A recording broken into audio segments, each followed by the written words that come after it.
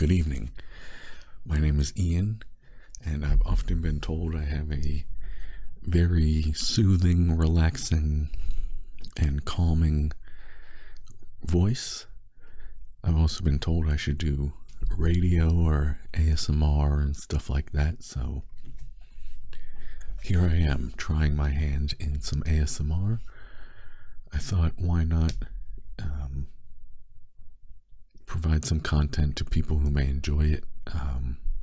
Like I said, I've gotten tons and tons of recommendations, so might as well explore and see if I can produce some enjoyable content for people who search for this kind of stuff. So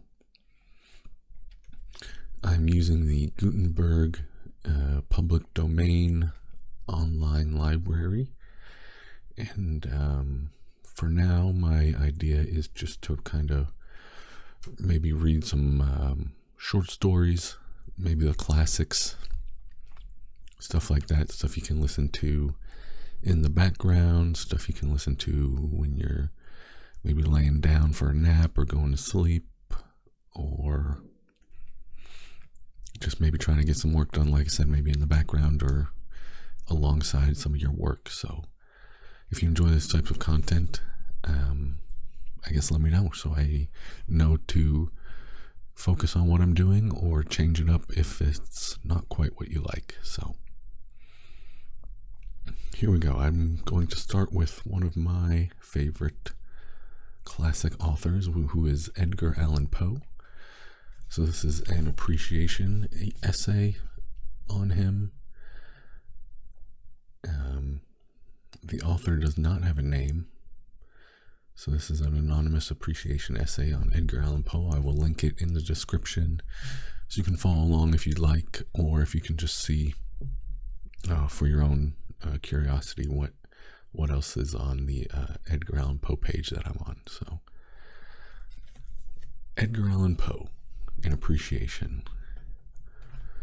Caught from some unhappy master, who merciful disaster followed fast and followed faster, till his songs one burden bore, till the dirges of his hope that melancholy burden bore, of never, nevermore.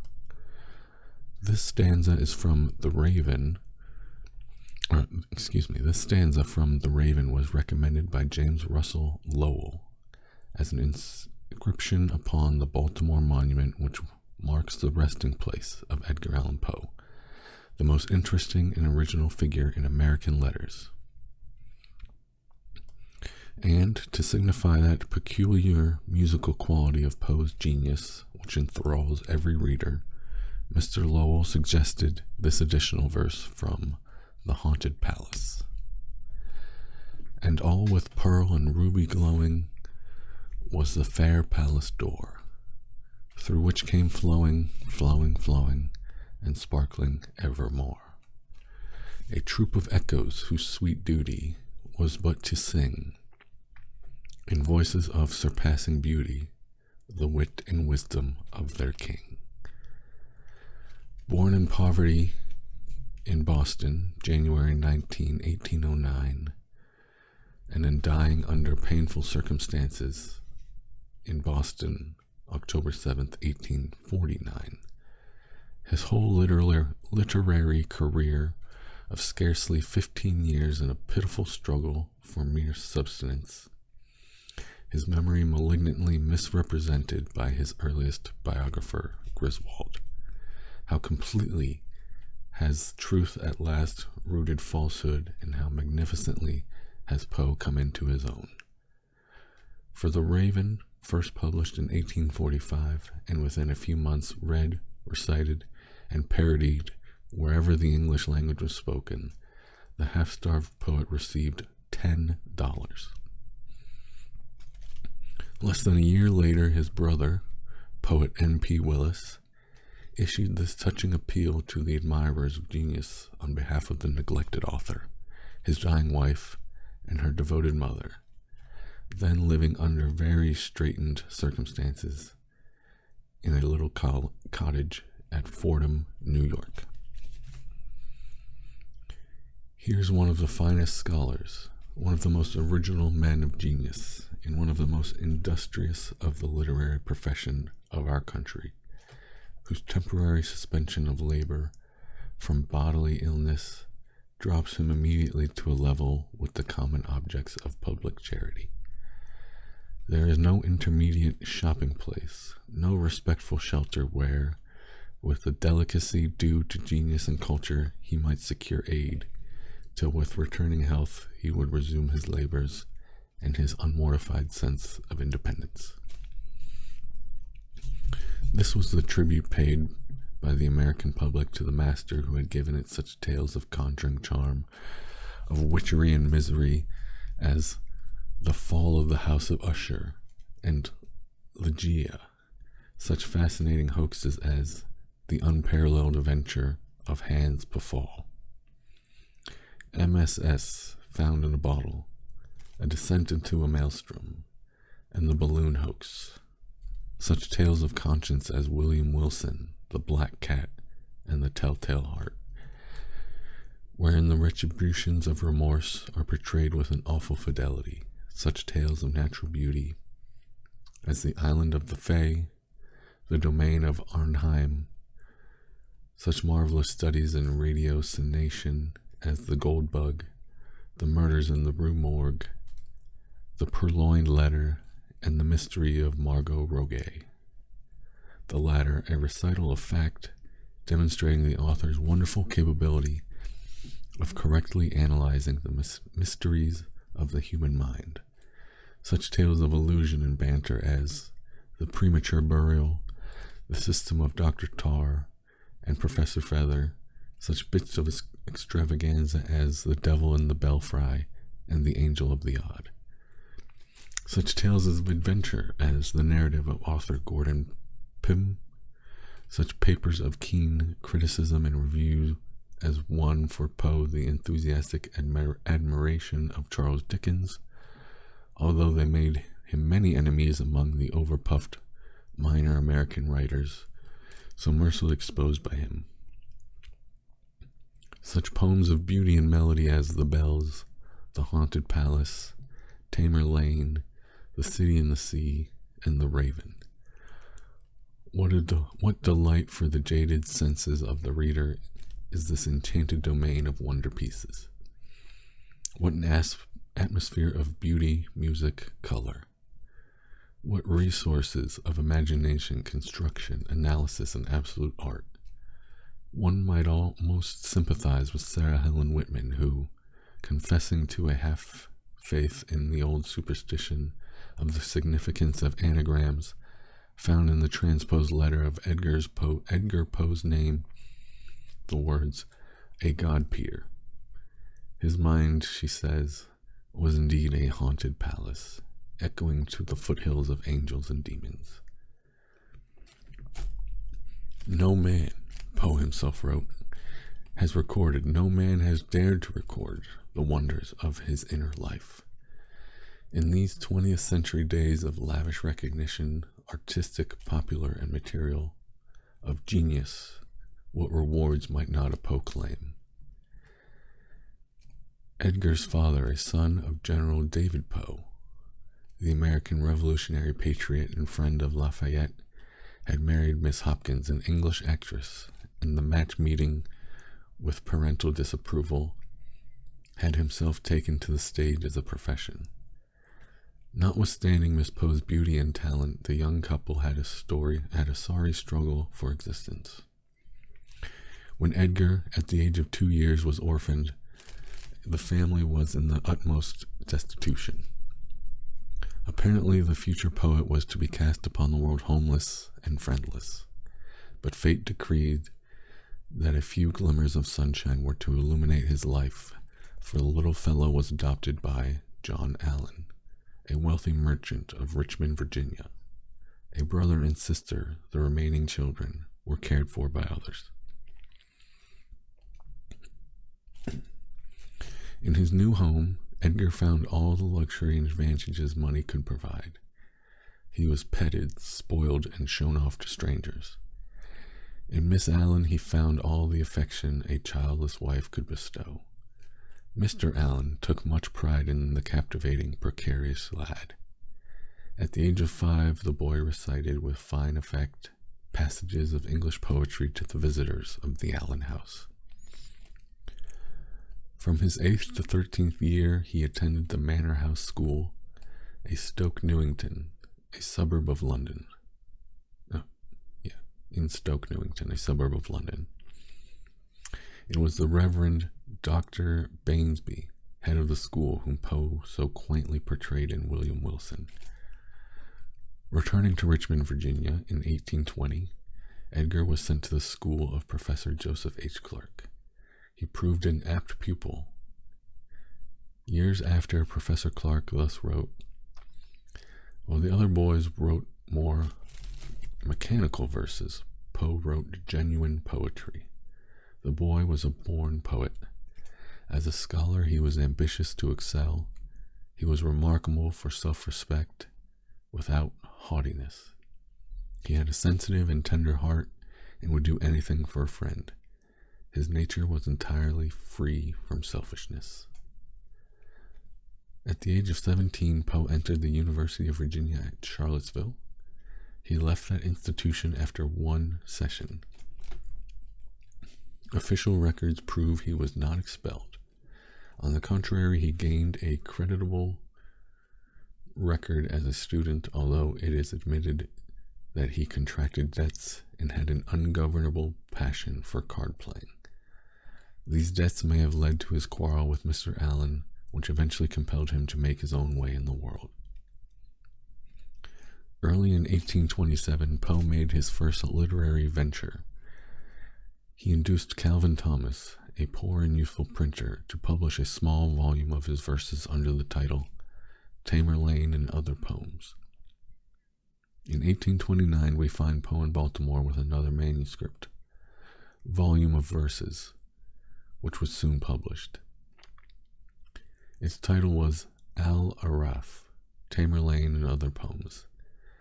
Neither of these ventures seem to have attracted much attention.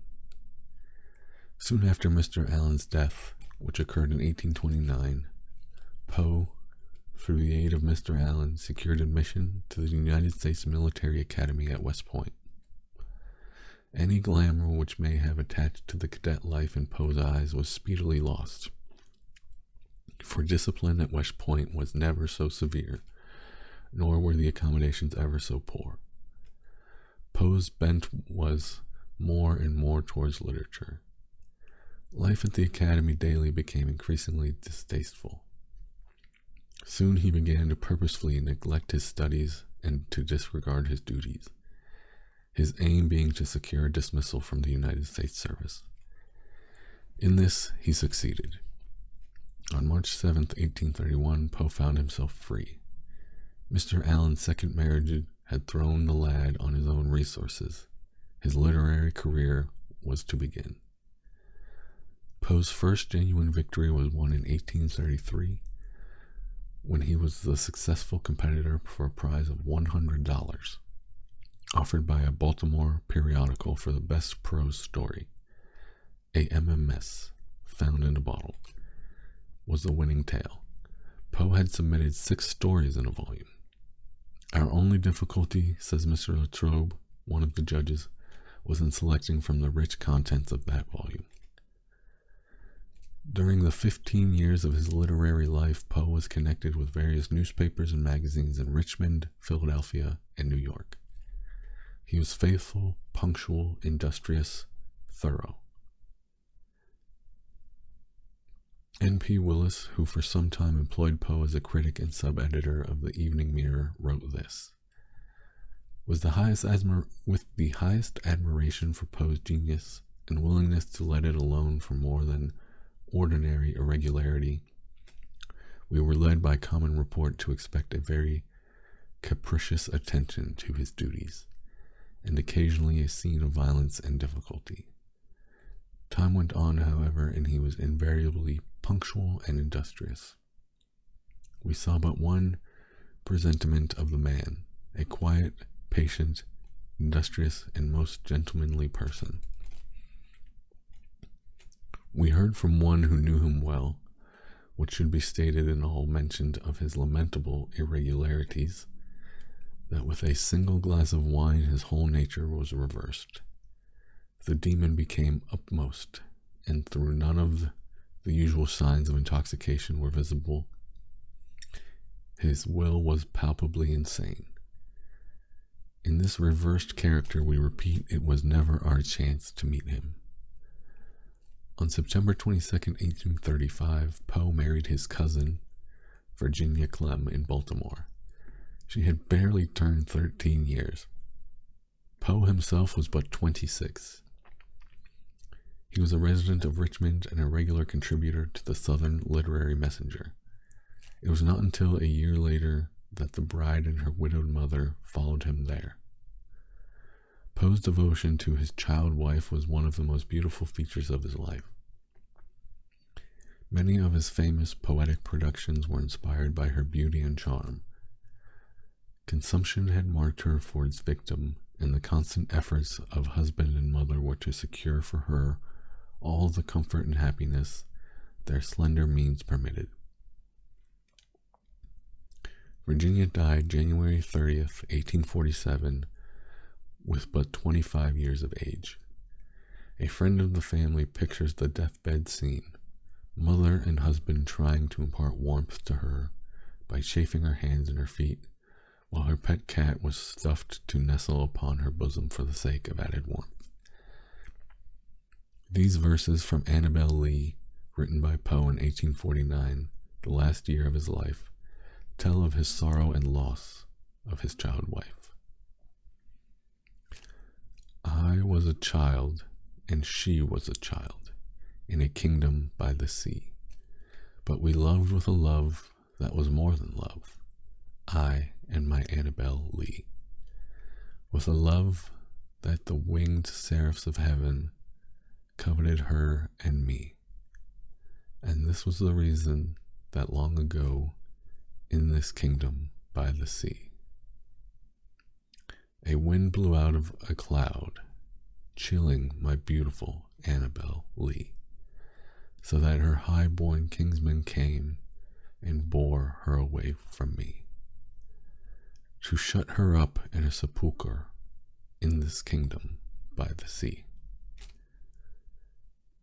Poe was connected at various times and in various capacities with the Southern Literary Messenger in Richmond, Virginia, Graham's Magazine and the Gentleman's Magazine in Philadelphia, the Evening Mirror, the Broadway Journal, and the Goody's Lady Book in New York. Everywhere Poe's life was one of unremitting toil. No tales and poems were ever produced at a greater cost of brain and spirit. Poe's initial salary with the Southern Literary Messenger, to which he contributed the first drafts of a number of his best-known tales, was but $10 a week. 2 years later, his salary was but $600 a year. Even in 1844, when his literary reputation was established securely, he wrote to a friend expressing his pleasure because a magazine to which he contributed had agreed to pay him $20 per month for 2 pages of criticism. Those were discouraging times in American literature, but Poe never lost faith. He was finally to triumph wherever preeminent talents win admirers. His genius had had no better description than in this stanza from William Winter's poem, read at the dedication exercises of the Actors' Monument to Poe, May 4th, 1885, in New York. He was the voice of beauty and of woe, passion and mystery and the dread unknown. Pure as the mountains of perpetual snow, cold as the icy winds that round them moan, dark as the caves wherein earth's thunders groan, wild as the tempests of the upper sky, sweet as the faint far-off celestial tone of angels' whisper fluttering from on high, and tender as love's tear when youth and beauty die. In the 2.5 score years that have elapsed since Poe's death, he has finally come fully into his own. For a while, Griswold's malignant misrepresentations colored the public's estimate of Poe as a man and a writer. But thanks to J.H. Ingram, W.F. Gill, Eugene Didier, Sarah Helen Whitman, and others, those scandals had been dispelled, and Poe was seen as he actually was, not as a man without failings, to be true, but as the finest and most original genius of American letters. As the years go on, his fame increased. His works have been translated to many foreign languages. His name is that of a household name in France and England, and in fact the later nations have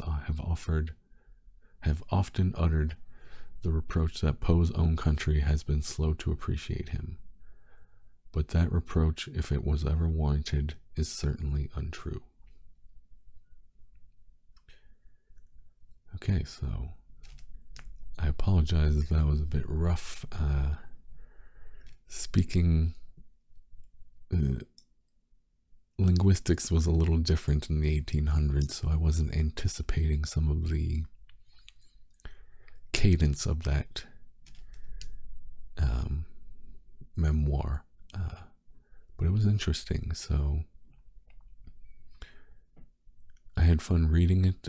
This video so far is only about 20 minutes.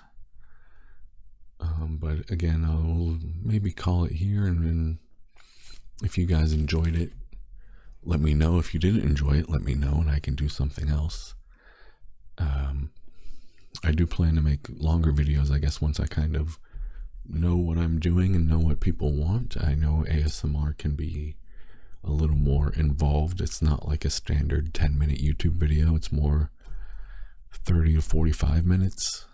But yeah, maybe I would continue doing this if people like it, or maybe I would focus more just on poems and short stories, or maybe just more on modern language as opposed to old-timey language where it can sound kind of awkward to the ear. Again, I'm not really sure what people would want, or maybe I could just do whatever and you guys just deal with it. But I'm always open to suggestions. So thank you for watching. I hope this was somewhat enjoyable for some viewers. Again, any tips, advice, recommendations, always appreciated. So thank you so much. Take care, and I'll see you next time. Bye.